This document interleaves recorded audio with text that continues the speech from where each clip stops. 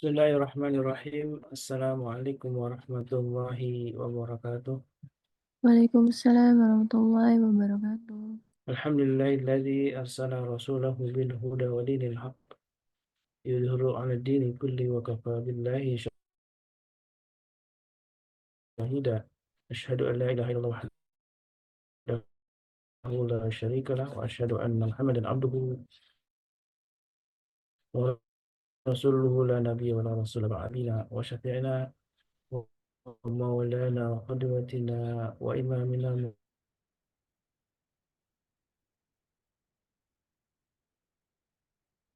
Muhammad wa ala alihi wa sahbihi wa man di hari ke-20 kita di Ramadan ini. Alhamdulillah kita tentu bersyukur kepada Allah atas semua nikmatnya yang telah Allah limpahkan untuk kita semua. Kita masih diberi kesempatan oleh Allah untuk beribadah kepada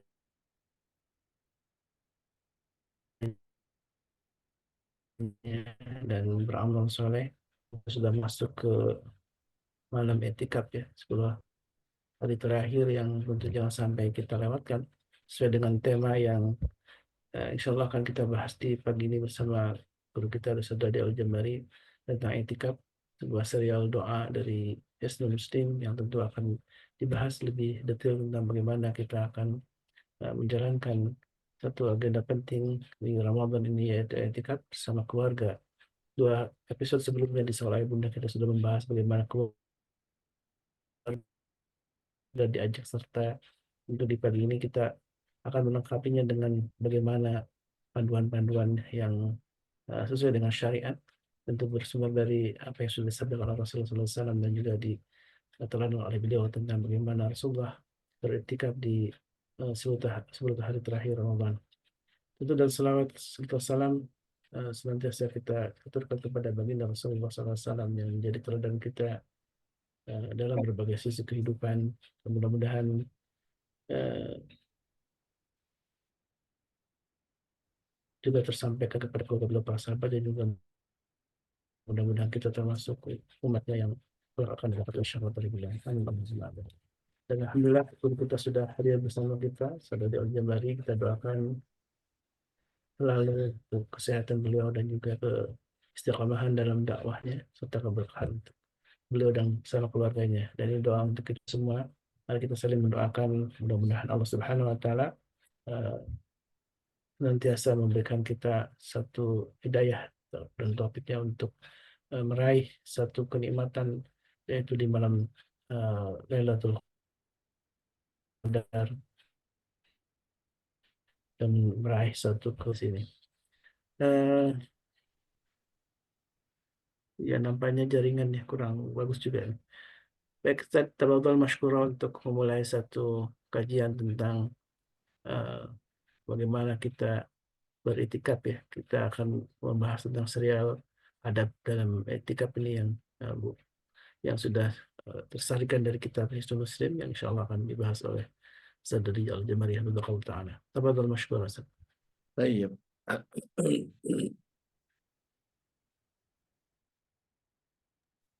Bismillah. Assalamualaikum warahmatullahi wabarakatuh. Waalaikumsalam warahmatullahi wabarakatuh. Dan warahmatullahi wabarakatuh. Innal hamdalillah nahmaduhu wa nasta'inuhu wa nastaghfiruh wa na'udzu billahi min syururi anfusina wa min sayyiati a'malina. May yahdihillahu fala mudilla lahu wa may yudlil falan tajida lahu waliyan mursyida. Asyhadu an la ilaha illallah wahdahu la syarika lah wa asyhadu anna Muhammadan abduhu wa rasuluhu la nabiy wa rasul ba'da. Allahumma salli wa sallim wa barik ala nabiyyina Muhammadin wa ala alihi wa sahbihi wa mawala wa la hawla wa la quwata illa billah amma ba'd. Menu kemarin malam buka puasa sampai sahur ini mungkin bikin tenggorokan saya agak gatal. Ini kalau nggak puasa mungkin udah nggak tahu berapa gelas yang diminum. Oke, lah kalau hal kita bersyukur bahwa pagi ini Allah SWT masih saja memberikan kepada kita kenikmatan, nikmat sehat, nikmat panjang umur, nikmat iman, nikmat Islam. Bahkan kita pagi ini dikumpulkan oleh Allah SWT dalam keadaan menuntut ilmu. Dan ini mudah-mudahan menjadi manfaat buat kita dan pahala keistiqomahan untuk kita seluruhnya. Amin. Tentu beriring doa, mudah-mudahan Allah SWT senantiasa kepada seluruh pembina, para asatidah, para hufaz, para hujjaj, para alim,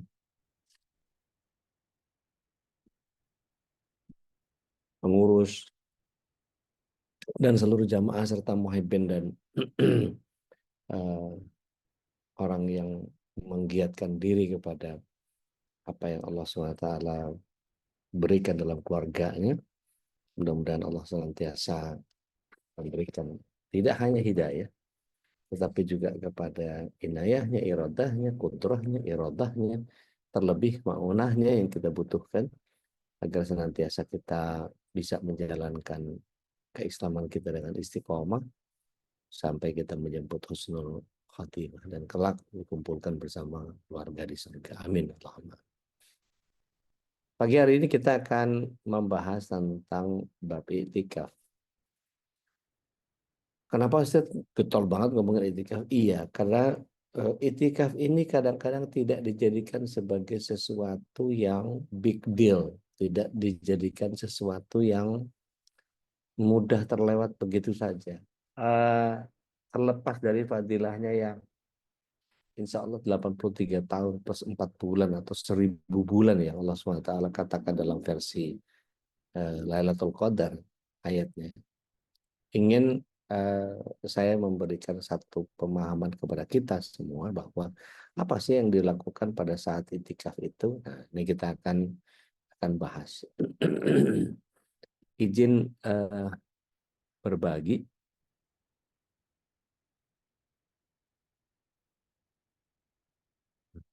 Mudah-mudahan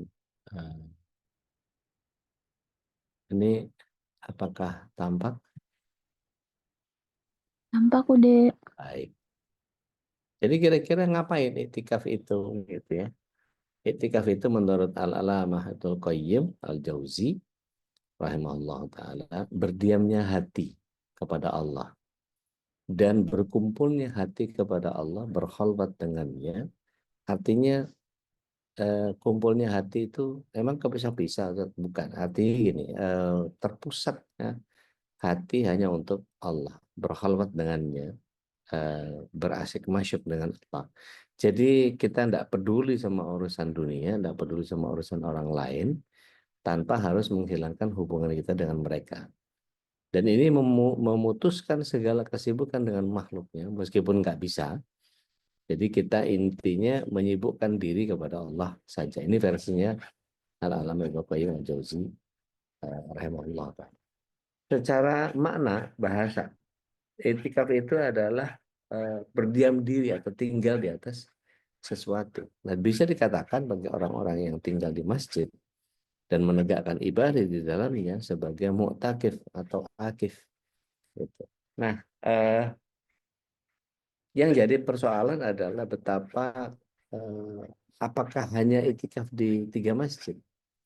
Kalau di Masjidil Haram, kalau di Masjid Nabawi, gitu ya, di Al-Quds, gitu ya, apakah hanya itu, gitu ya? Ini yang kemudian menjadi PR buat kita. Kalau di Masjidil Haram itu 100.000, kita tahu ngejubleknya kayak apa kalau di Ramadan ini. Tahun lalu saya merasakan full 10 hari di Haram, Mekah, 7 hari di Madinah. Dan itu betul-betul luar biasa. Betapa girohnya orang beribadah itu menjadi sangat Masya Allah lah pokoknya ya. Gitu. Kalau kita perhatikan hadis ini sahih, disahihkan para imam dan para ulama, dan bahkan bisa dilihat dalam takhrij ya, ada pembicaraan yang panjang pada salah satu kitab yang kalau kita bicara tentang I'tikaf itu sendiri. Ada bagian yang kita sebut sebagai kekhususan, di mana ketika apakah hanya di 3 masjid ini saja, tentu tidak ya. Artinya kalau kita punya masjid di sekitar dekat kita, ini adalah orang-orang yang menganggap itu adalah masjid. Nah, ini mungkin nih kita perlu pahami apa bedanya masjid sama musola. Di masjid itu tempat sujud, musola itu tempat sholat, gitu kan ya. Kalau kita lihat betapa kita memahami bahwa Allah SWT menghadirkan begitu banyak tempat, tetapi kenapa masjid ini menjadi perhatian yang luar biasa. Bapak Ibu yang dirahmati Allah SWT, sebelum saya terlalu jauh membahas itikaf, sedikit mengapa masjid menjadi tempat di mana kita beritikaf. Itu harus kita pahami bahwa baik secara maknawi maupun majazi, masjid itu adalah tempat sujud, tempat yang paling dekat kita kepada Allah Tabaraka wa Ta'ala. Mengapa Allah SWT tidak menggunakan tempat ruku? Padahal di dalam sholat ada ruku juga. Kenapa tidak menggunakan tahiyat? Karena tahiyat itu momen penting juga. Kenapa tidak berdirinya? Tetapi Allah pilih sujud. Masjid itu tempat sujudnya. Ketika seseorang bersujud kepada Allah Taala, sejatinya dia sedang meniadakan diri. Jadi kalau orang berdiri itu qiyam pada saat kita takbir, maka kepala kita masih di atas. Masih ada logika kita mengendalikan semua. Tetapi ketika dalam posisi sujud, sujud itu adalah di mana tubuh kita atau kepala kita itu berada di bawah bokong. Jadi bahkan bokong saja lebih tinggi dari kepala kita. Artinya ini adalah sebuah proses peniadaan diri yang kita betul-betul mempersembahkan sujud itu hanya kepada Allah Tabaraka wa Ta'ala. Kemarin di bab Al-Muntakim kita membahas bahwa betapa kita tahu ada 2 sosok yang di surga itu, yang satu bicara Rabbana dzalamna anfusana, yang satu bicara ana khairum minhu. Jadi ketika kita meniadakan diri di hadapan Allah Tabaraka wa Ta'ala, justru pada saat itu kita ditinggikan oleh Allah SWT. Karena dalam surat 49 ayat 13 Allah SWT menyatakan, A'udzubillahi minasyaitonirrajim, inna akramakum indallahi attaqakum. Sesungguhnya kemuliaan seorang manusia itu terletak pada ketakwaan. Jadi ketika dia meniadakan diri, maka sejatinya yang ada pada dirinya adalah justru dimuliakan oleh Allah Tabaraka wa Ta'ala. Ibaratnya begini, kalau kita pahami sama-sama. Jadi bayangkan ini ada 2 orang yang menggunakan gergaji manual, ya. Saya bilang ini gergaji one for you, one for me, gitu ya. Tarik sana, tarik sini, tarik sana, tarik sini itu, dan itu harus 2 orang yang bekerja bersama. Nah, saya mau kasih kuis. Kalau 2 orang penebang pohon dalam 1 hari mampu memotong 1 pohon berdiameter 1 meter, kira-kira berapa pohon berdiameter sama bisa dipotong dalam waktu 10 hari? Ya, hadiahnya udah ketebak kan? iPhone dalam bentuk brosur. Jika 2 orang penebang pohon dalam 1 hari ya, mampu memohon 1 pohon berdiameter 1 meter, dia punya capek, dia punya istirahat. Ya. Dan 1 meter itu gede loh. Kira-kira berapa pohon berdiameter sama bisa dipotong dalam waktu 10 hari? Ada yang bisa jawab? Open mic aja.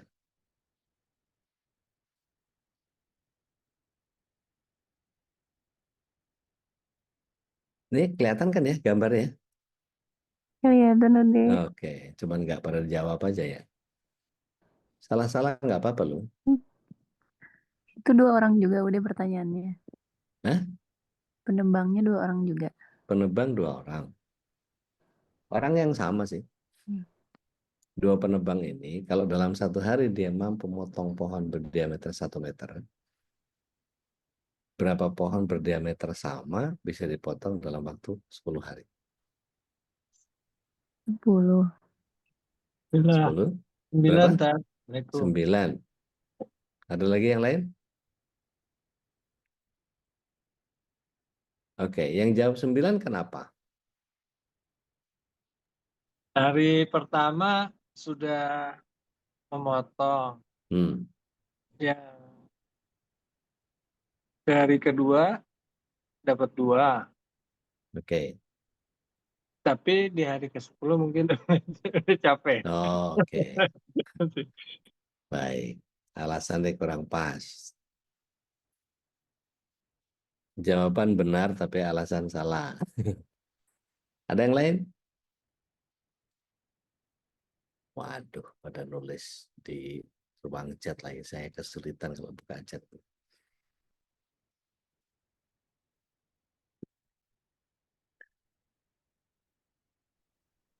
Afwan baru join udah. Oh, ahlan. Ya kalau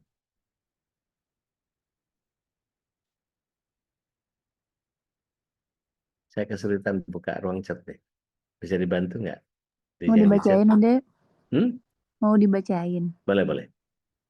Ada dari Bu Mainina, katanya di bawah 10 karena semakin lama lelah. Oke. Sama kayak tadi tuh. Iya, itu aja sih jawabannya. Oke, siap. Ada yang lain? Nah, masa segini banyak orang nggak ada yang bener jawabnya. 48, 49 orang deh. Masuk Bu Anis 50 nih. Baik. Mari kita lihat. Dia di kepala saya cuma dapat sekitar 8. Kenapa? Kenapa? Kenapa? Karena ada 2 hari di mana dia akan mengasah gergaji. Karena kalau sudah dipakai, pasti tumpul. Sehari dipakai, 2 hari dipakai, 3 hari dipakai, sehari berhenti, dia mengasah gergaji. Dan itu dipastikan. Berbeda dengan chainsaw. Kalau chainsaw itu diganti rantainya, tinggal tarik mesinnya, gitu ya, tinggal tinggal motong. Ketika kemajal, tinggal ganti rantainya lagi, potong lagi, dan itu lebih cepat kalau pakai chainsaw. Tapi ini bicara tentang bagaimana kita 360 hari sibuk dengan dunia, 10 hari saja Allah minta untuk dia.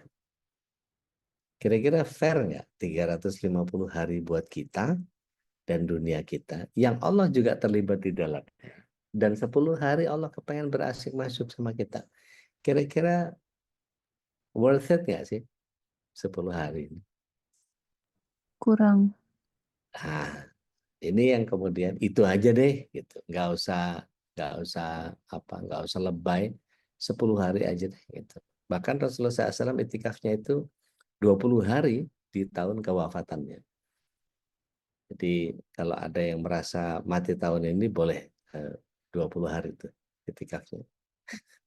Masalahnya kita nggak tahu matinya kapan. Nah, Bapak Ibu yang dirahmati Allah SWT, kalau kemudian kita memahami bahwa apa yang Allah SWT hadirkan di dalam begitu banyak persoalan gitu ya, itu eh, banyak hal yang kemudian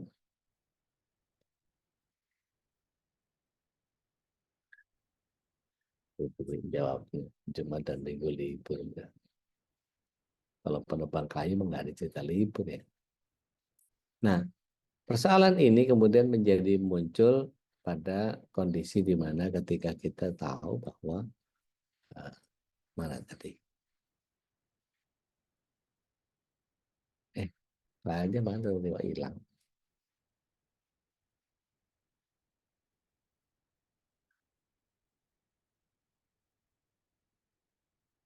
Iyalah. Oh, oke.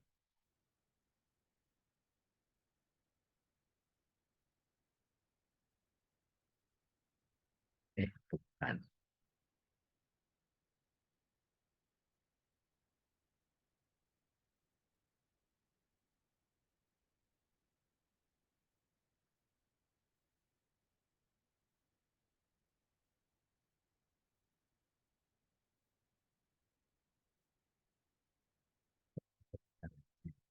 Sebentar.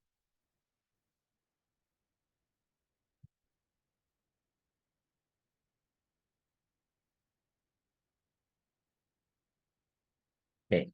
Em, tatkala seseorang memahami bahwa ini kelihatan ya,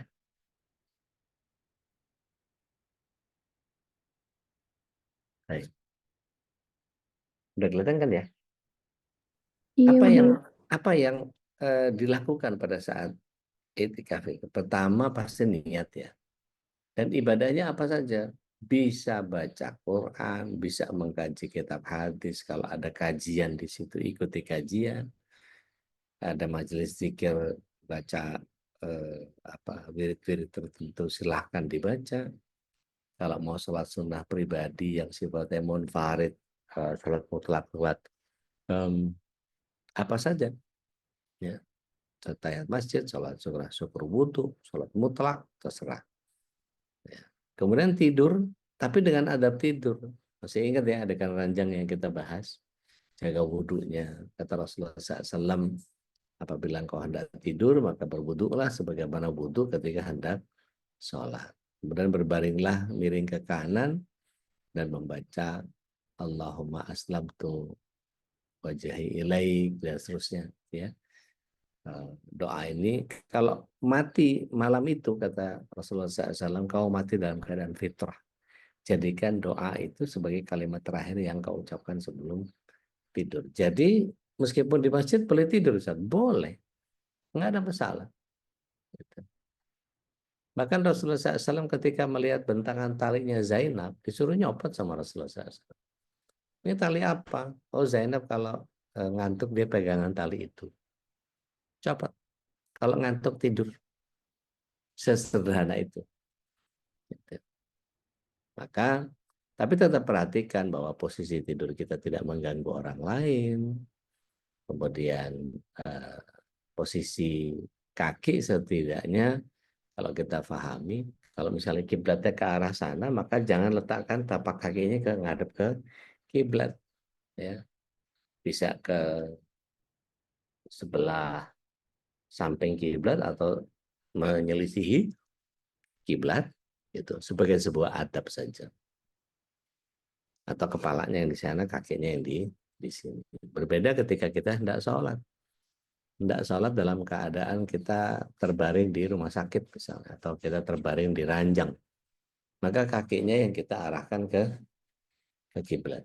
Dan kita wajah kita menghadap ke kiblat. Maka kondisi berbeda ketika sedang mau tidur.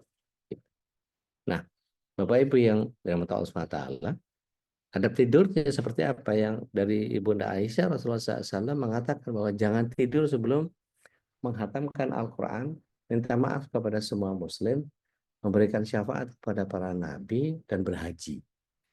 Waduh, gimana caranya Ustaz? Jangan tidur sebelum menghatamkan Al-Quran. Ternyata membaca 10 juznya itu diganti dengan 1 kali Al-Ikhlas. Jadi kalau mau tidur baca Al-Ikhlas tiga kali. Kemudian minta maaf kepada semua muslim, bagaimana? Baca saja salawat Ibrahimiyah di syafaat para nabi. Kalau minta maaf semua muslim, bagian yang kita sering minta yaitu Allahumma, ya, fil jamin muslimin wal muslimat wal mu'minin wal mu'minat al ahya minhum wal amwat innaka ala kulli syai'in qadir. Nah, yang dimaksud berhaji di sini adalah banyak menyebut tasbih, tahmid, tahlil, takbir. Karena ketika kita sedang berhaji itu pasti yang disebut adalah lafaz-lafaz thayyibah. Labbaik Allahumma labbaik, labbaik la syarika laka labbaik, innal hamda wan ni'mata laka wal mulk la syarika lak. Belum lagi kalau tanggal 10 ya, Dzulhijjah itu kita rame-rame bareng ke Aqabah gitu ya. Allahu Akbar, Allahu Akbar, Allahu Akbar, la ilaha illallah, Allahu Akbar, Allahu Akbar, walillahil hamd. Jadi haji ini isinya tentang bagaimana kita membenturkan kita dengan kondisi di mana kita langitkan semua lafaz-lafaz thayyibah itu kepada Allah Tabaraka wa Ta'ala. Maka berhaji ini adalah lafaz-lafaz yang terus kita lantunkan kepada Allah SWT. Nah, adab tidur pun seperti itu. Jadi ketika kita sedang memejamkan mata, miring kanan, atau menengadah, gitu ya. Rasulullah SAW itu sering meletakkan kaki kanannya di atas kaki kiri, kemudian meletakkan cuping telinganya di bantalnya. Jadi agak miring ke kanan begitu, terus kemudian beliau silangkan kaki kanannya ke kaki kiri. Dan beliau meletakkan tangannya biasanya di atas dada. Dan itu posisi paling damai. Ya. Karena kalau kita lihat dari sisi akupressure atau dari sisi aura tubuh kita, tangan kita itu ketika punya spot minor dan spot mayor, itu ketika bersinggungan maka dia membentuk satu impuls yang sangat luar biasa, dan itu menjadi bagian yang banyak orang tidak memahami bahwa itu posisi yang paling relaxing. Makanya ketika posisi tanpa disadari, ini posisi yang tidak dibuat-buat, ketika seseorang menunggu pembicaraan orang atau menunggu menerima tamu atau apa, biasanya meletakkan tangan kanan di atas tangan kiri, dan itu dalam posisi kita siap siaga. MC juga kalau lagi ada mikrofon, kita biasanya meletakkan tangan kanan di atas tangan kiri, dan itu posisi relaxing. Ketika kita sholat takbir, meletakkan sedekapnya juga tangan kanan di atas tangan kiri, dan ini adalah bagian yang tanpa disadari ada sebuah penelitian yang menyatakan bahwa spot mayor kita jika bertemu dan kemudian kita letakkan di dada, maka posisi jantung kita itu berdetak paling normal, yaitu 0,7 detik. Dan itu menjadi relaxing untuk jantung kita. Bayangkan, Allah SWT menciptakan postur sholat kita itu membuat tubuh kita refresh. Oh, pantas setelah selesai sholat itu rasanya kayak tenang, adem, nyaman gitu.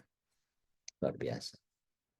Nah, kemudian mari kita lihat bahwa ada tasbih Fatimah. Tasbih Fatimah ini disebutnya 34 takbir, 33 tahmid, 33 tasbih, 33 tahlil. Jadi mulai dari mana Ustaz? Ada yang memulai dari tasbih. Ya. Subhanallah, subhanallah, subhanallah, subhanallah. Kemudian sampai ke tahmid ya. Ya, alhamdulillah, alhamdulillah, alhamdulillah, alhamdulillah. Kemudian tahlil la ilaha illallah, la ilaha illallah, la ilaha illallah, la ilaha illallah. Sampai kemudian takbirnya 34. Allahu Akbar, Allahu Akbar, Allahu Akbar. Maka kenapa disebut tasbih Fatimah? Karena waktu Rasulullah SAW lagi halaqah, tiba-tiba Fatimah itu nongol-nongol gitu di pintunya rumah. Maka Rasulullah SAW begitu melihat, sepertinya Fatimah membutuhkanku sebentar. Begitu pulang Rasulullah SAW, Fatimah bilang, ya abati, tolong dong dilepas satu budak untuk bantuin aku capek. Karena wanita ketika itu mereka harus giling gandumnya sendiri. Gitu. Gak kayak sekarang gandum kita tinggal beli atau bahkan udah jadi roti tinggal makan. Tapi kalau kemudian di zaman itu mereka harus giling sendiri, masak sendiri dan seterusnya. Maka Rasulullah SAW, maukah kamu aku ajarkan satu bacaan yang membuatmu jauh lebih segar dan kau tidak membutuhkan seorang budak pun. Maka Rasulullah SAW ajarkan tasbih ini kepada Ibnu Fatimah. Apa yang terjadi? Beliau tubuhnya segar bugar kembali seperti semula. Masya Allah ya. Jadi ternyata ada mantra-mantra, ada ruqyah-ruqyah terhadap diri pribadi kita ketika kita mau membaca apa yang datang dari Rasulullah SAW. Itu ternyata membuat kita menjadi lebih bugar daripada sebelumnya. Nah ini salah satunya adalah tasbih Fatimah. Kemudian mandi doa. Mandi doa itu seperti apa? Rasulullah SAW selonjor. You know the meaning of selonjor? Ngelurusin kaki ke di ranjang itu. Beliau duduk memanjangkan kakinya dan kemudian membaca surah Al-Ikhlas, Al-Falaq, An-Nas. Itu langsung ya berurut ya. Al-Ikhlas, Al-Falaq, An-Nas. Begitu selesai baca, tiup ke kedua tangan. Kemudian disapukan ke wajah, kepala, kemudian badan bagian depan, bagian atas. Sampai lutut sudah. Nggak perlu dikisik-kisik sampai bawah segala macam, nggak usah. Punggungnya dipastikan kayak kita mandi pakai sabun, bukan. Ya, hanya bagian atasnya saja. Nah diulang lagi, baca 3 kul lagi. Al-Ikhlas, Al-Falaq, An-Nas, tiup, sapuin lagi. Kepala, badan, ya, sampai lutut. Diulang lagi sebanyak 3 kali. Dan ini menjadi bagian yang Rasulullah SAW biasanya dawamkan tiap sebelum tidur. Nah kemudian kalau kita perhatikan kenapa Rasulullah SAW itu bisa kuat banget malam hari itu melek gitu ya. Ternyata menurut penelitian Harvard University, seorang PhD dari sana menulis jurnalnya tahun 2006 ya, dan dirilis itu tahun 2010. Tingkat produktivitas manusia akan meningkat ketika disempatkan untuk tidur sebentar pada siang hari. Beliau ujikan pada sekitar 30 mahasiswa Harvard University. 30 mahasiswa dengan tidur siang, 30 mahasiswa yang lain tanpa tidur siang. Nah, mari kita perhatikan. Ternyata Rasulullah SAW sudah melakukan yang 14 abad yang lalu, namanya Qailullah. Jadi rupanya yang beliau temukan adalah Qailullah yang antara 10 sampai 15 menit yang Rasulullah SAW mengerjakan di sebelum duhur atau sesudah duhur, itu ternyata dampak istirahatnya ke tubuh kita tuh sekitar kurang lebih 8 jam lelap. Jadi kalau kita pernah deep nap itu kayak apa ya? Kalau misalnya kita Jumatan gitu ya, Jumatan itu lagi nunggu khotbahnya nggak seru gitu, kemudian kita khusyuk ngedengerinnya gitu. Biasanya naruh siku kanan di dengkul kanan, siku kiri di dengkul kiri, kemudian nyimak. Nyimak itu karena tertopang dagu kita, maka biasanya sambil manggut-manggut, begitu lama, pulas, ngangkat genset tuh nggak sengaja tuh. Gitu. Itu kadang-kadang ada yang saut-sautan sama omongan Ustadz. Gitu. Jadi bapak-bapak yang dirahmati Allah SWT, gitu. Itu bisa saut-sautan.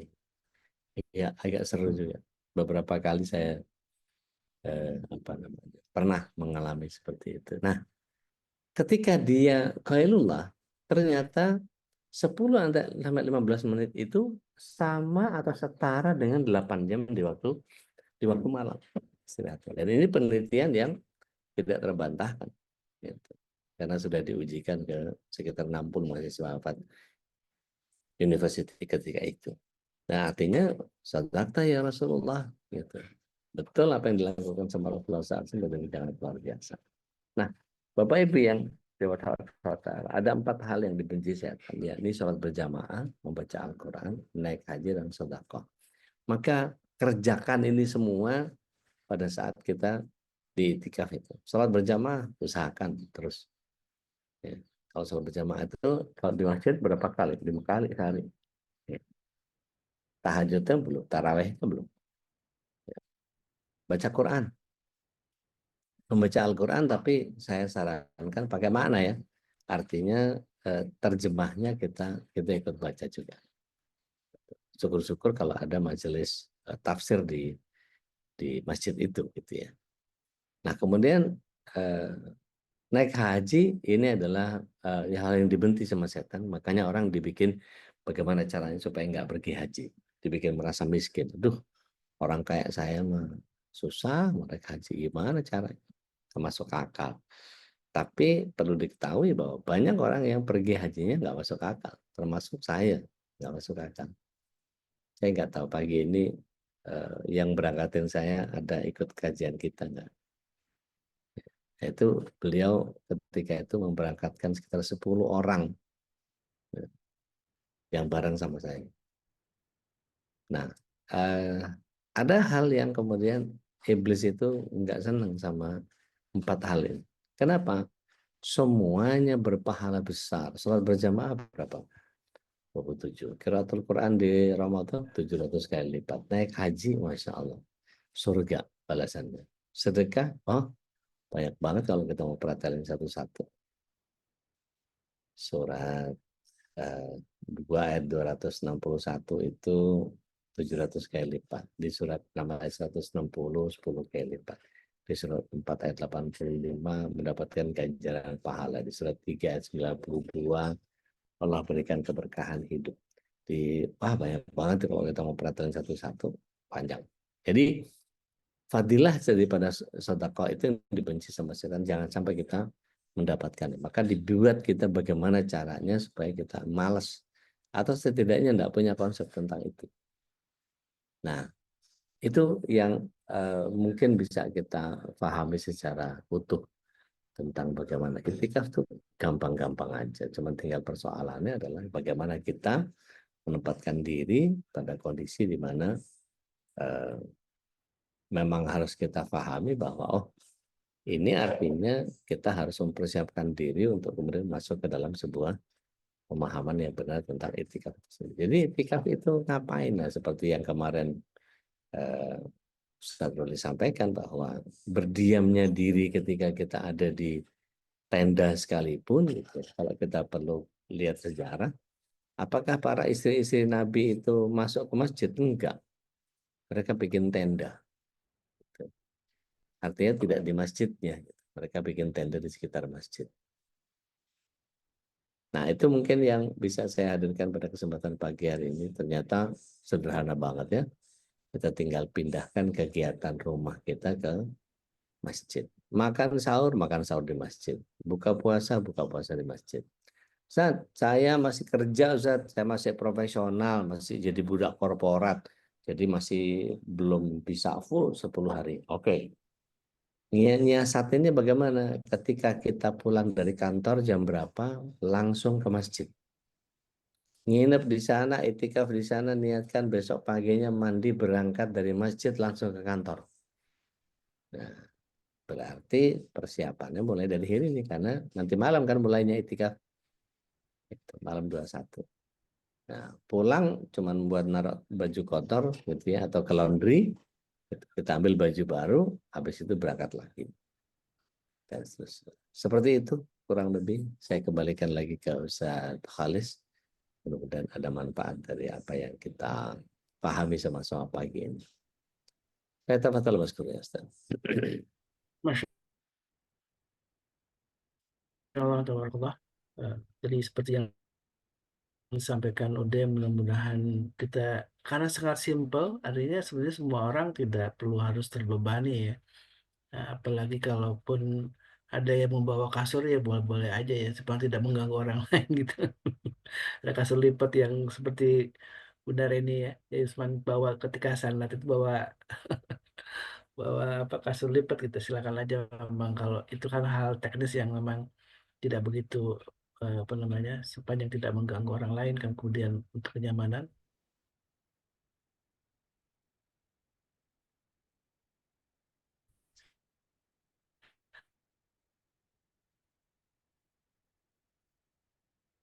Sinyal antum kayaknya nge-lag Ustaz. Baik, langsung saja kalau ada Bapak Ibu mau tanya, monggo silakan.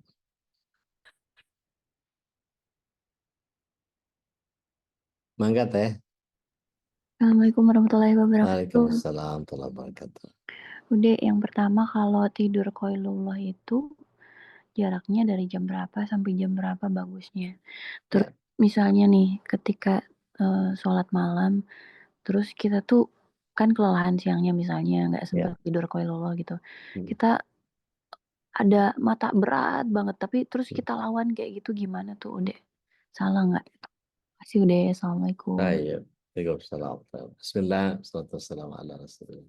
Iya, tubuh kita kan punya hak. Jadi kalau kita nggak usah memaksakan diri, seandainya kita, oke lah katakan tilawah kita punya target sampai jam berapa? Jam 11 malam. Gitu. Sampai jam 11, setelah itu kita istirahat, nanti setengah 3 bangun. Itu sebenarnya cukup insya Allah. Gitu. Nah, Kailullah itu berapa lama? Rasulullah SAW biasanya antara 10 sampai 15 menit itu dilakukan sebelum duhur atau sesudah sesudah duhur. Jadi tergantung tingkat kelelahan Rasulullah SAW sendiri gitu ya. Jadi kalau kita lihat ada dua tempat di mana kita bisa istirahat sebelum duhur atau sesudah sesudah duhur. Nah, eh, yang disarankan kalau eh, saya perhatikan dari beberapa riwayat yang ada, itu jangan meletakkan punggung, baik itu di senderan bangku ya maupun di rebahan di kasur. Jadi sebaiknya bagaimana? Tidur dalam keadaan terduduk. Jadi kalau ada meja, pakai meja, taruh kepala aja. Jadi punggungnya nggak tertekan sehingga eh, tulang punggung atau saraf-saraf yang ada di punggung itu tidak tertekan. Gitu. Sehingga nggak terlalu lelap kitanya. Gitu. Sehingga kita hanya eh, menghilangkan kantuknya saja. Atau kalau kita sambil duduk, itu sampai sampai mau jatuh sendiri itu, ler gitu. Nah itu udah lelap itu berarti. Keseimbangan kita udah hilang. Nah pada saat ngeliut gitu atau apa, ngelangut atau apa itu namanya.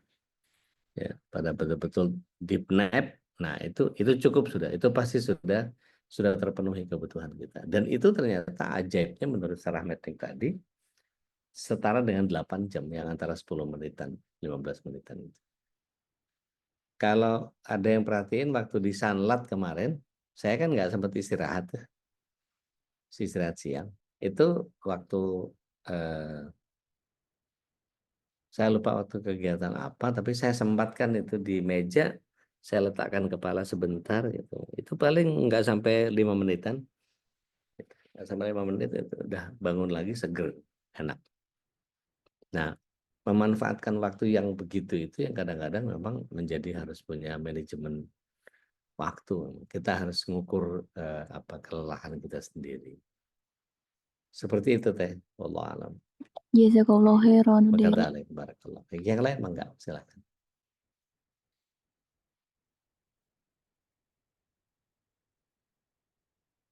Baik, ini sinyal di tempatnya Ustaz Khalis nih. Agak jelek, menghilang beliau. Sebelum masuk lagi. Baik, baik. Bapak Ibu yang dirahmati Allah SWT, kita eh, ketika ingin mencari fadilahnya, maka kita adalah orang yang bertanggung jawab atas amaliyah kita. Kenapa? Allah SWT tidak menampakkan pahala Lailatul Qadar itu kepada kita. Biar menjadi misteri supaya kita tidak mengandalkan satu amal saja. Seperti kata Ibnu Mas'ud. Kata Ibnu Mas'ud dikatakan bahwa seandainya aku punya satu saja amal yang sudah pasti membuat aku masuk surga, maka aku tidak mau ngamalin apa-apa lagi. Seandainya kita tahu bahwa Lailatul Qadar tahun lalu kita dapat, kita mesti tahun ini nggak ngejar, nggak nyari. Udah dapat. Dan itu take it for granted gitu. Seperti orang yang punya deposit, yakin gitu ya. Ah, udah dapet ini, ngapain? Apalagi mau dicari. Tapi ketika kita disimpan oleh Allah SWT, eh, misteri Lailatul Qadar itu disimpan oleh Allah SWT, tidak ditampakkan, maka ini menjadi bagian yang setiap kita harus masuk ke dalam sebuah pemahaman yang benar, bahwa ada kondisi di mana setiap kita menjadi harus terus giat mencari. Karena apa yang kita pahami adalah oke, Mbak Reni tentang zakat mal. Boleh, silakan Mbak Reni. Ya, terima kasih. Pertanyaan saya gini, di satu keluarga itu ada kakak beradik, kakaknya laki-laki, adiknya perempuan. Mereka tinggal di satu rumah sama orang tuanya. Nah, si kakaknya ini sudah wajib zakat mal. Biasanya tuh dia ngasih ke saudara-saudara bapaknya gitu. Nah, terus kepikiran, kok kenapa nggak kasih adiknya nih yang perempuan, adiknya satu. Adiknya itu belum bekerja, belum nggak punya penghasilan gitu. Itu boleh nggak ya, udah zakat malnya? Baik, Jadi masuk baik, ke dalam 8 golongan nggak itu adik perempuan? baik, Terima baik. kasih. Kita sama-sama lihat ya, surat yang ke-9 ayat yang ke-60. Karena Mbak Reni yang nanya, berarti Mbak Reni yang Baik, baca. At-Taubah ayat 60. Iya, A'udzubillahi minasyaitonirrajim.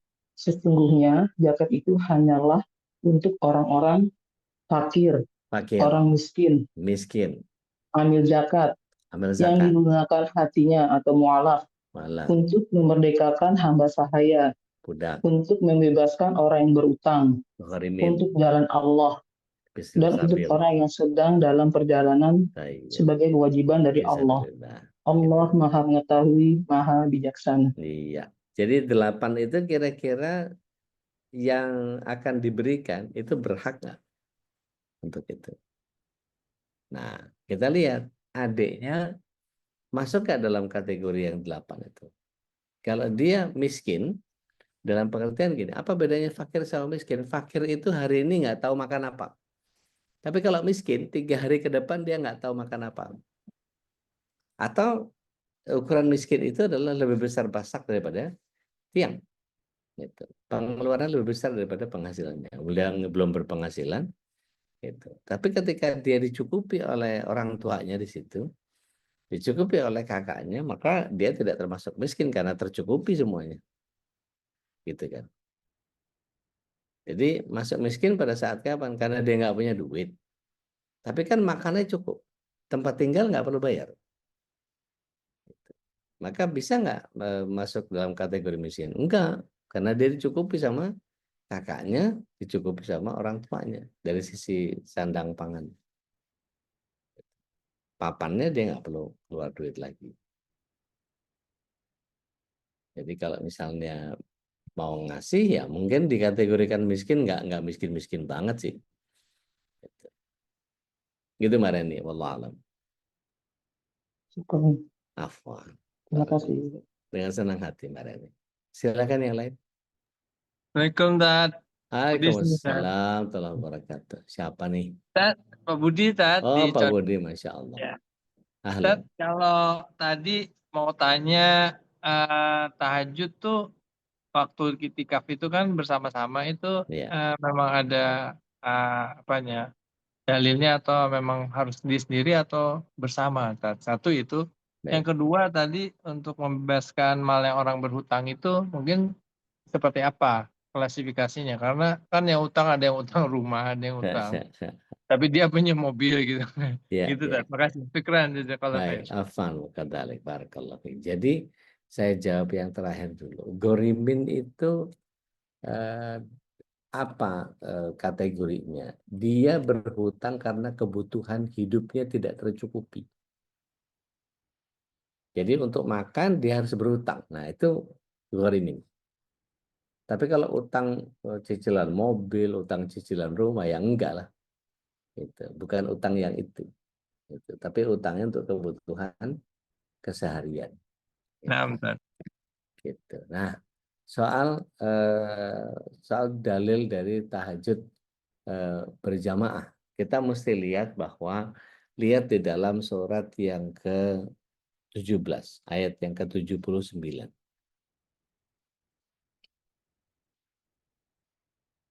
Itu kan bicara tentang wa minal laili fatahajjat bihi nafilatan lak gitu ya. Itu sebagai ibadah tambahan gitu ya.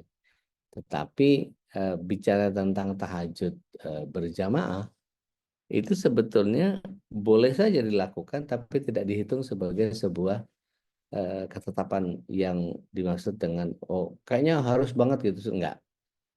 Ya. Maka ketika orang mengerjakan sholat berjamaah itu bisa haram nggak? Bisa kalau menimbulkan keresahan, menyakiti orang lain atau menimbulkan kesan bahwa sholat tahajud itu disyariatkan secara berjamaah, enggak. Tapi kalau mau silahkan. Riwayatnya banyak. Umar bin Khattab radhiallahu an meminta Ubay bin Ka'ab untuk menjadi imam, gitu ya, dilaksanakan. Dan beberapa kondisi ketika kita bicara tahajud berjamaah itu, kalau kita telisik dari sisi dalil gitu ya, itu banyak sekali. Kalau kita buka kitab Bulughul Maramnya Ibnu Hajar Al-Asqalani di bab sholat, itu ada hadis tentang dari Zaid bin Sabit. Dia menyatakan bahwa Rasulullah SAW pernah membuat bilik dari tikar biliknya. Lalu beliau sholat di dalamnya. Orang-orang tahu dan mereka datang untuk sholat bersama beliau. Maka Rasulullah SAW menyebut khairu sholata fi buyutikum ilal maktubah. Jadi sholat sunnah itu adanya di rumah, bukan di masjid, gitu ya. Tetapi kalau kita kemudian melihat bahwa dibolehkan, boleh-boleh aja, karena para sahabat juga mengerjakan itu. Adanya pembatasan tempat di masjid dijadikan khusus untuk ibadah dan istirahat, jika memang ada hajat pada hal yang tersebut, maka sholat berjamaah dalam sholat sunnah diperbolehkan. Dan para sahabat khulafaur rasyidin mereka menjalankan itu. Nah, seperti halnya tarawih misalnya ya, itu memang diperintahkan di masjid karena Rasulullah SAW melakukan seperti itu. Seperti yang Umar bin Khattab radhiyallahu anhu kerjakan. Nah, mengenai sholat sunnah yang lain yang dilakukan misalnya siang hari gitu ya, maka dibolehkan kadang-kadang saja, tidak menjadi kebiasaan. Ibnu Taimiyah dalam Majmu' Fatawanya menyebut bahwa umumnya sholat sunnah Rasulullah SAW itu dilakukan munfarid ya, sendiri-sendiri. Sedangkan sholat sunnah secara bersamaan itu kalau ada sebab tertentu saja. Istisqa misalnya, atau sholat-sholat yang sifatnya memang kadang-kadang dikerjakan di siang hari, sholat khusuf. Ya. Nah, ini menjadi bagian yang kalau sholat sunnah itu sebaiknya di rumah. Tapi kalau misalnya duha berjamaah, nah ini enggak ada riwayatnya, gitu ya. Wallahu a'lam bishawab. Kurang lebih seperti itu. Jazakallah khair, Wakadzalik Ustaz. barakallah. Ustaz, boleh nanya Ya. nggak Ustaz? Silakan Ibu. Ini Ona Ustaz. Masya Allah. Nih, Mbak kabar. Alhamdulillah baik Ustaz. Masya Ustaz, Allah. mengenai masalah iktikaf tadi, Ah, kan kalau misalkan kita tidak memungkinkan untuk iktikaf di masjid, itu kan kita boleh iktikaf di rumah, ya lah kan? Ibu lihat loh nih. Cuma gini Ustaz, kalau waktunya itu gimana sih Ustaz? Kan kalau misalkan kita sore sampai maghrib itu kan kita kerja, habis itu kan sholat tarawih sendiri. Tarawih ya. Biasanya aku sholatnya kan di masjid, tapi kan Ya. katanya lebih utama sholat di rumah. Akhirnya kan Ya. sholatnya sekarang di rumah. Hmm. Tapi apa namanya Ustaz, itu mulai waktunya apakah kita setelah tidur, kita dari jam berapa sampai jam berapa, itu gimana sih cara iktikalnya Oke, terutama Ramadan, baik. Ustaz? Baik. Makasih Bismillah. Ustaz. Ya. Bismillah. Wassalamualaikum ala Rasulullah. Jadi buliah saja nih di rumah tuh mulai kita niat untuk iktikaf itu siap tarawih, kita lalu siap bangun tuh baru kita niat iktikaf, enggak baru sampai sahur misalnya. Nah, itu selama kita berdiam untuk kemudian kita melakukan ya ritual tadi, baca Quran, kok zikir, kok apa, nah, itu semuanya insya Allah jadi nilai iktikaf insya Allah. Nah, kemudian kalau soal waktu nggak ada ketentuan harus jam berapa. Yang namanya kita memisahkan diri dari dunia itu ya kita siapkan betul-betul. Kok ini di kamar tuh ya TV nggak usah hidup dong, gitu. Jadi pokoknya urusannya ya Allah saja taruh gitu. Macam itu nih. Oh gitu ya Ustaz. Ya. Jadi semua dimatiin, handphone juga dijauhin gitu. Jadi kita cuma ini gitu. aja. Iya. Jadi memutuskan hubungan dunia kita hanya masuk sama Allah saja. Kalau Oh, bisa HP-nya dimatikan tuh untuk menggantikan Al-Qur'annya pakai Al-Qur'an yang mushaf gitu. Oke. Siap, Soalnya siap. kalau kita pakai Al-Qur'an di HP itu kok notifikasi IG, notifikasi Shopee gitu kan, nanti kok belanja pula gitu kan. Oke, Alun, makasih Ustaz. iya, kamu nih, alun kesibukan menggaleh lo, Beko. Insya Allah. Baik, Bu Bena aja. teh Bena, mangga teh Bena. Assalamualaikum Ustadz. Waalaikumsalam warahmatullahi wabarakatuh. Damang teh, Alhamdulillah sehat. mangga. Kalau sedikit di luar tema, ini mau nanya tentang zakat, Ustadz. Siap. Nah, sebelum saya nikah itu kan zakat itu saya selalu titipkan ke orang tua. Nah, sama orang tua itu dititipkan ke yang biasa amil, yang biasa Iya, masjid. mengurusi gitu ya. Nah, Iya. karena saya pernah baca katanya kalau misalnya pembagian zakat itu lebih utama ketika subuh sebelum sholat Id gitu. Betul. Nah, udah gitu, kebetulan setelah saya menikah, di sini tuh banyak warga-warga yang masih kurang mampu gitu kan. Saya pindah lokasi ya, maksudnya pindah tempat tinggal Domisili. gitu. Ya. Gitu. Nah, dari pihak suami kita bagi-bagi maksudnya langsung aja ngasih gitu ke Ya. orang yang kurang mampu gitu. Tapi saya nggak bisa ngasih di waktu yang saat subuh itu. Ideal. Jadi Iya. ya gitu, gimana? Apakah saya Baik. lebih baik menitipkan kepada orang tua atau saya langsung gitu ke orang-orang sekitar? Baik. Bismillah. Wassalatu wassalamu ala Rasulillah. Waktu subuh sebelum sholat Id itu sebetulnya menjadi injury time. Jadi itu waktu krusial, bukan waktu terbaik. Tapi kalau kita mau bayar zakat sebelum itu nggak ada masalah. Jadi kalau misalnya Teh Bena datang di siang hari besoknya sholat Id gitu. Ini tanggal 29 kita baru bayar zakat langsung datang ke orangnya siang-siang gitu. Nggak ada masalah. Gitu. Bahwa kemudian di subuh hari itu adalah waktu injury time itu udah mepet banget, dan itu waktu terbaik kalau bisa dikerjakan. Seperti itu Teh. Jadi tidak harus pas hari haknya subuh, nggak harus subuh. Kalau misalnya kita bagi asnafnya banyak gitu, misalnya ada 4 pada subuh, kita kalap itu panik ngasih itu ya, sebelumnya aja H-1 juga nggak apa-apa. Siang hari juga nggak apa-apa. Pokoknya tunaikan paling telat zakat fitrah itu harus sudah dibayarkan subuh sebelum sholat Id. Gitu. Karena setelah sholat Id itu menjadi sedekah biasa, tidak menjadi zakat fitrah. Padahal zakat fitrah itu kewajiban. Gitu Teh. Ya, jazakallah khair Ustaz. Barakallah. Ini ada pengantin nih gabung sama kita nih. Ahlan, Ustaz Saifullah. Tadian mangga. Ahlan baik. Assalamualaikum warahmatullahi wabarakatuh. Waalaikumsalam warahmatullahi wabarakatuh. Udah tahun 2022, alhamdulillah saya diberi kesempatan sama Allah untuk umroh di bulan Ramadan. Masya Allah. Untuk itikaf. Jadi 10 hari di Mekah, 7 hari di Madinah. Masya Allah. Terus ya saya cuma mau sharing aja sih. Memang suasananya tuh beda banget sama di sini.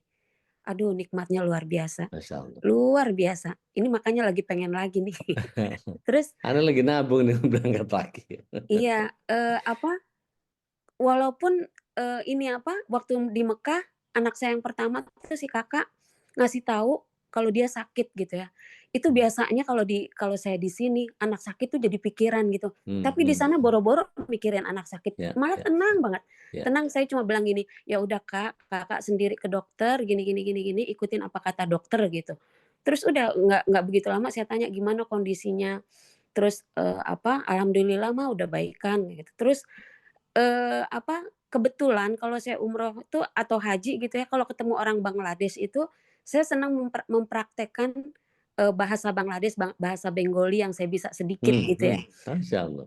Terus waktu di Mekah saya mau wudhu, saya titipin ini, saya baru beli sajadah. sama tas saya. Terus ada orang Bangladesh, saya bilang titip ya, nanti saya balik lagi, gini, saya cuma mau wudhu gitu. Begitu saya balik lagi, udah hilang tasnya, orangnya juga nggak tahu kemana gitu. Terus di dalam tas itu ada obat jantung saya gitu. Itu nggak minum obat jantung, sehat-sehat aja tuh. Alhamdulillah. Makanya saya bilang luar biasa banget tuh umroh Ramadan itu. Gitu aja sih udah. Masya Allah. Ya, syukran udah. Afwan, barakallah. Mudah-mudahan Allah mudahkan lagi rezekinya, dikasih sehat, Ya, kita semua bisa bareng-bareng ke sana. Amin. Mbak Nana, silahkan. Assalamualaikum warahmatullahi wabarakatuh. Waalaikumsalam warahmatullahi wabarakatuh. Ustadz, Ya, izin bertanya juga tentang zakat. Itu tentang zakat emas. Kan dulu Nana lupa nih, namanya lupa nggak ingat ya Ude. Ya. Afwan. Itu zakat emas yang antara perhiasan yang dipakai dengan yang tidak, itu yang gimana maksudnya Ustadz? Oke, baik. Bismillah. Assalamualaikum ala Rasulillah. Perhiasan kan ada yang kita pakai, ada yang nggak kita pakai. Entah kekecilan, entah modelnya udah nggak bagus. Kadang-kadang kalau yang 24 karat itu kita pakai udah meot-meot gitu, udah nggak keren gitu ya. Ketika kita pakai, sering kita pakai, ganti-ganti sih. Misalnya ada 8 item, kadang cincin ini, kadang besoknya cincin yang lain, kadang-kadang cincin keempat, kelima, keenam, ketujuh. Selama kita masih pakai, maka tidak kena zakat. Tapi kalau kemudian cincin-cincin yang kita udah nggak pakai, gelang-gelang yang 20 kilo itu udah nggak dipakai gitu ya, atau apa kalung celemek yang dari emas apa segala macam kayak di Arab sana, itu nggak dipakai, maka itu menjadi harus dizakati. Jadi jadi Islam ini menghitung zakat pada harta yang tidur. Jadi kalau yang dipakai sama seperti ketika kita punya mobil dua, satu nggak dipakai, maka yang kena zakat yang nggak dipakai. Punya rumah, ya, yang satu nggak dipakai, yang satu dipakai, yang nggak dipakai kena zakat. Jadi punya tanah ladang nggak digarap kena zakat, gitu. Tapi kalau yang digarap nggak kena zakat. Jadi pokoknya setiap harta tidur itu pasti kena zakat. Wallahu a'lam. Ada yang berkata ke Nana, bilangnya kalau yang perhiasan itu terlepas dipakai atau tidak dipakai, harus ada kena zakat sekali aja, cukup bayar sekali aja. Itu kalau ada dalilnya monggo silahkan. Tapi setahu saya kalau yang perhiasan nggak ada. Kalau LM Ustadz itu kan nggak dipakai, itu berarti LM nggak dipakai kena, pastilah itu. 85 gram ya. Kecuali dia pakai buat tempel di jidat gitu, atau ditaruh di jilbabnya pakai double tape gitu, buat perhiasan. Dulu saya punya LM, itu mungkin nggak dipakai. Nggak ada lah yang pakai LM buat perhiasan. Tuh kata Teh Nadia, kata buat kipas udah. Siap udah. Jazakallahu khair ya Ustaz. Makadalik, barakallah. Taib Zat, alafu Anda masih ada persiapan kelas, jadi ini langsung pengantin aja tuh. Saya Saifullah yang ngisi, nambahin, bener nggak tuh tadi tuh soal zakat tadi. Iya, nanti insya Allah. Saya makmum aja, makmum. Iya, insya Allah nanti akan ada sesi khusus tadi ya untuk tema tentang zakat. Mungkin juga kayaknya nanti masih ada pertanyaan banyak tentang zakat. Kita sebenarnya sudah pernah bikin tentang seri zakat ya, serial tentang zakat, dan ada baiknya mungkin di Ramadan ini kita diingatkan kembali tentang zakat kita, karena butuh banyak harta yang jangan-jangan lupa untuk dizakati. Tadi ada LM yang nganggur gitu ya, mungkin ada mobil-mobil yang nganggur tidak pernah dipakai, atau tanah-tanah yang tidak digarap gitu ya. Kalau digarap ya zakatnya menjadi zakat pertanian ya. Rumah yang digunakan, rumah misalkan ada 10 yang digunakan untuk kontrakan, nah itu yang dizakati adalah bukan rumahnya tapi usahanya gitu kan, ijarahnya. Jadi itulah betapa syariat Islam itu memang sangat menghargai harta produktif saudara. Harta itu harus produktif, justru harta yang tidak produktif itu yang kemudian dizakati dan ini harus mulai kita menghitung, membuka kembali lemari kita, jangan-jangan masih banyak emas-emas kita yang ketika dikumulasi termasuk harta yang harus disakati. Dan inilah Kalau zakat. di tempat aneh satu-satunya emas yang paling mendekati nisab ya cuman Mas Dodi. Mas Dodi Al-Jambari. Masya Allah. Itu berapa karat kalau itu, Zat? Wah, karatan udah. Masya Allah. Baik, alhamdulillah, syukurlah, jazakallah khairan Baik. yang sudah berbagi ilmu, nasihat, dan tentu motivasi untuk terus iktikaf. Ustaz Kita Kholis, Iya, izin masuk sedikit aja. iya, bagaimana? Boleh? Boleh, silakan. Ini terkait emas, ada juga tuh kayak perhiasan yang kayaknya kadang-kadang kita abai. Laki-laki kadang-kadang suka, laki-laki atau perempuan suka beli perhiasan seperti sendok emas, gelas emas, piring emas atau apa gitu kan. Lupa tuh, karena cuma dipajang, lupa dihitung-hitung, karena kan ada beberapa juga tuh laki-laki yang punya gelang emas boleh memiliki tapi kan nggak boleh memakai karena haram kan. Nah itu dia, kalau laki-laki walaupun tidak dipakai gitu, walaupun dipakai untuk dilihat gitu di depan di meja kerjanya, misalkan ada macan berbentuk emas kecil gitu, nah itu jangan sampai lupa tuh, seperti itu. Udah gitu aja sih. Masya Allah. Silakan mulai menghitung-hitung apa yang di rumah kita. Jangan-jangan ada harta kita yang berbentuk emas dan belum dijakati. Makanya zakatnya zakat tahunan saja, karena ketika sudah haul dan memenuhi nisabnya maka harus dijakati. Dan insya Allah nanti ada sesi khusus kita akan membahas tentang zakat. Mudah-mudahan Allah masih mudahkan kita untuk menghadiri majelis ilmu ini, dan tentu diingatkan tadi oleh Ude betapa 10 hari terakhir ini sangat penting untuk kita manfaatkan. Mudah-mudahan Allah Subhanahu wa taala memampukan kita untuk bisa menikmati sajian Ramadan di 10 hari terakhir ini dengan kita meraih Lailatul Qadar yang begitu besar ya, keistimewaannya, khairum min alfi syahr, lebih baik dari 1000 bulan. Jadi lebih baik daripada 80 tahun lebih kita beribadah seharian, tapi sepanjang tahun itu kita beribadah 80 tahun, tapi dengan hanya mendapatkan Lailatul Qadar dari Allah Subhanahu wa taala, kita mendapat keutamaan lebih dari itu. Mudah-mudahan kita termasuk yang mendapat keistimewaan itu, yaitu Lailatul Qadar. Mari kita sama-sama untuk menyingsingkan lengan atau bersiap-siap ya. Fastaidu, untuk bersiap-siap untuk menyambut 10 malam terakhir ini dengan berbagai macam ibadah. Dan ibadah terbaik itu ada banyak tadi yang sudah disampaikan oleh Ude, dari mulai sholatnya, tilawahnya, sedekahnya, infak fisabilillah, kemudian juga ada zakat hartanya dan lain sebagainya. Begitu banyak ibadah-ibadah amal soleh yang bisa kita lakukan. Baik, jamaah yang dimuliakan Allah, kita tutup dengan doa kafaratul majlis. Subhanakallahumma wa bihamdika asyhadu an la ilaha illa anta astaghfiruka wa atubu ilaik. Alaikum hadana wa ikum. Assalamualaikum warahmatullahi wabarakatuh. Waalaikumsalam. Waalaikumsalam warahmatullahi wabarakatuh. اللهم ارحمنا بالقرآن واجعله لنا إماما ونورا وهدى ورحمة. اللهم ذكرنا منه ما نسينا وعلمنا منه ما جهلنا وارزقنا تلاوته آناء الليل وأطراف النهار واجعله لنا حجة يا رب العالمين.